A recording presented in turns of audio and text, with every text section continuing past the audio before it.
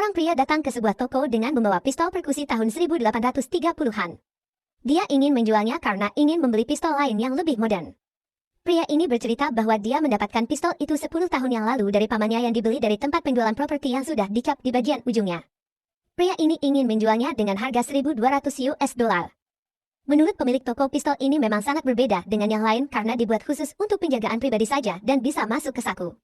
Di bagian bawahnya pistol itu memang sangat mulus, tapi karena bagian atasnya sudah aus atau pudar sehingga pemilik toko hanya berani membayar 400 US dollar saja. Setelah banyak penawaran dengan penjual, akhirnya pistol ini terjual dengan harga 435 US dollar dengan syarat pistol ini harus berfungsi normal.